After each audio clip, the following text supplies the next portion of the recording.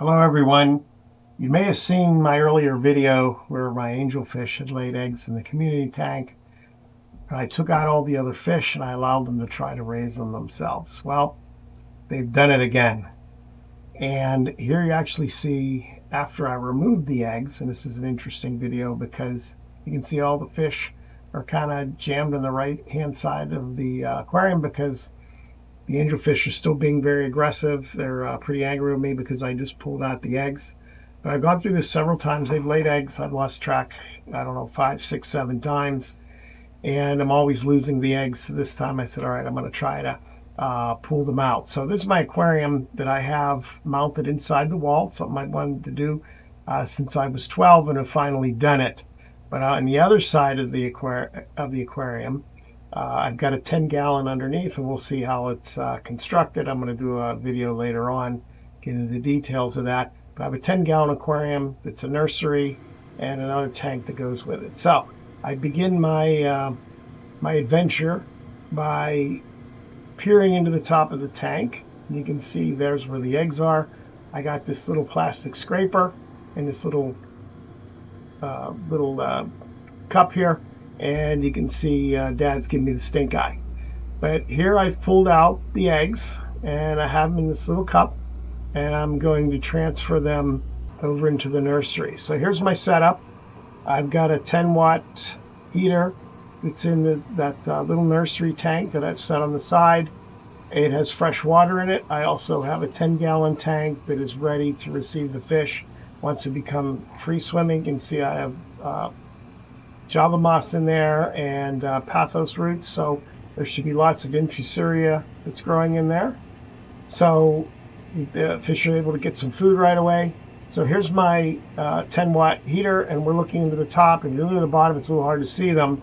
They're the eggs that I've transferred into the nursery tank, and we're going to get on the side here, and I apologize, it is sideways, so the bottom is on the left, but as we get closer to this we can see the eggs are laying in the bottom. If we can get it to focus properly, you can see some on the left, and there's a bunch here in the center. There we go.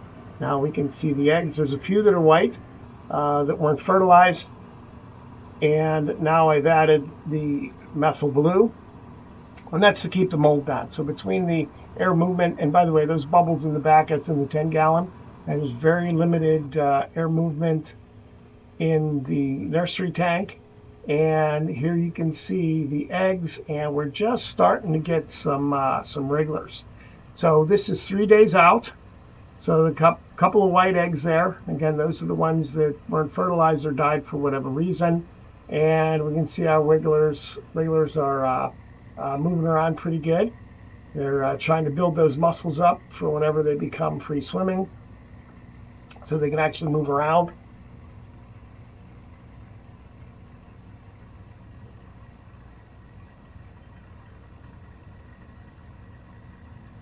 And some of them twirl around.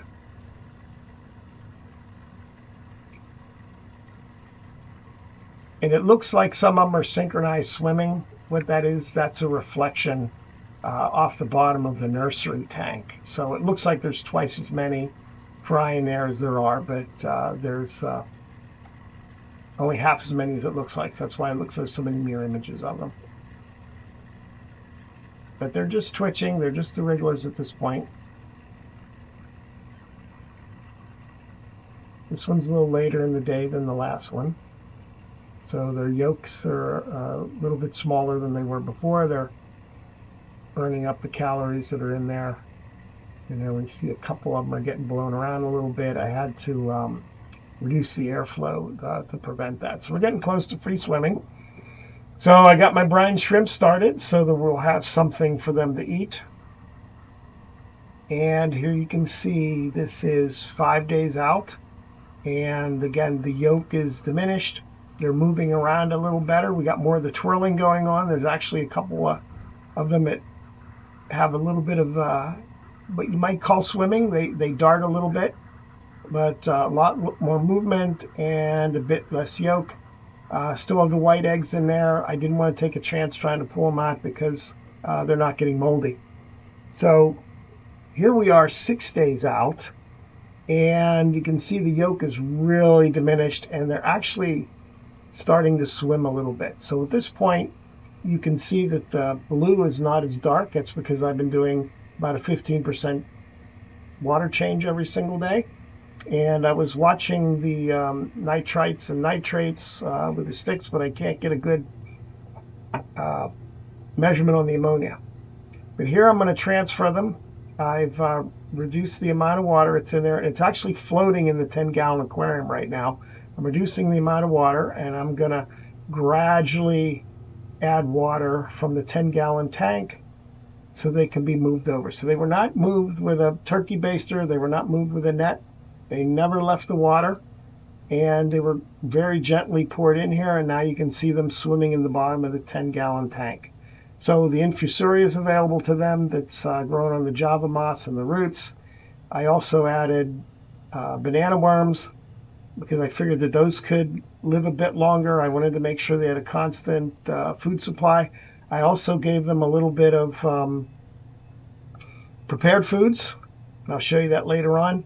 But now here we are at day 7, and there are fewer of them. So I was getting very concerned, and this is a problem I had when the parents were raising them themselves. They didn't seem to be eating.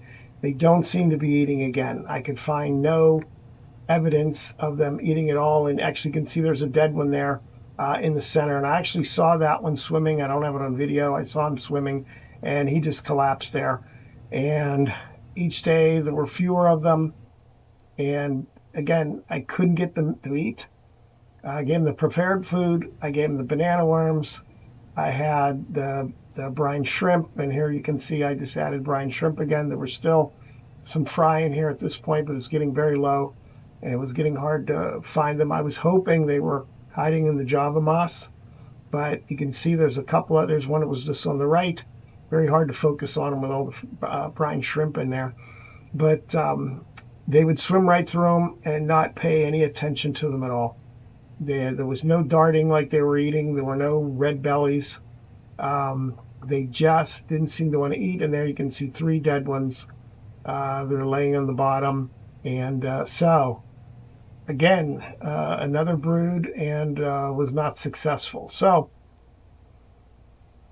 I put this tank in my wall because I thought it was really cool to have a community tank in the wall. I never expected to have any eggs. I never expected to have a breeding pair. I just bought the koi angelfish first because I thought that's a really cool looking fish, and I bought the silver one later on, and they paired up. And in my other video where I show where they're raising them, I mentioned that I had a more traditional looking with the stripes on it, the ones I remember as a kid of the angelfish, and they had bred, but not sure what happened to him. But I think she beat him up, but he was in bad shape the next day. I got another pair. They keep laying eggs. I don't want to put them in a special tank to breed them because I want them in my community tank so I can see them. So I'm going to keep on putting these eggs in if I can. So if anyone has a suggestion on how I can get them to eat, I would really appreciate it. So thank you so much for checking this out.